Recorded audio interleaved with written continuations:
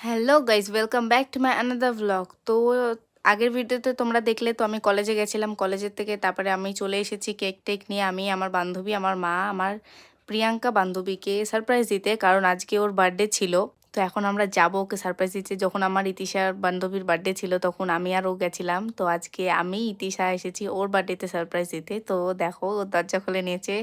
Same জিনিস guys, সেই আগের মতনই হলো, ওটা ফাটাতে পারলাম না। আগে ইতিশার বার্থডের সময়ও একই জিনিস হয়েছিল, ফাটাতে পারিনি।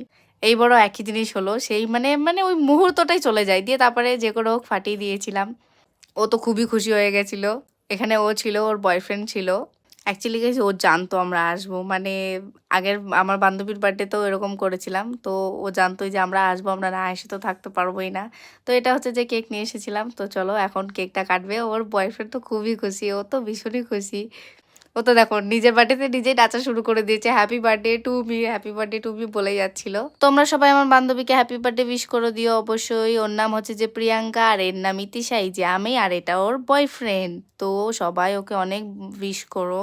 আর কেকটা কেমন হয়েছে গাইস অবশ্যই কমেন্ট করে জানাবে। তো এখানে ও এখন আমার মাকে কেকটা খাইয়ে দিচ্ছে। আমার মাকে গাইস ওরা সবাই খুবই ভালোবাসে, সত্যি খুব ভালোবাসে ওরা। তো আমি এখন খেয়ে নেবো একটু কেক। কেকটা তো দেখে মনে হচ্ছে ভালোই হয়েছে গাইস, আইস কেক। ব্যাঙ্গালোরের সবই আইস কেক, ভালোই লাগে আইস কেক। এখন ওরা একটু খাইয়ে দেয়। আর এখানে আরেকটা ব্লগার দেখো, অনেক বড় ব্লগার গাইস।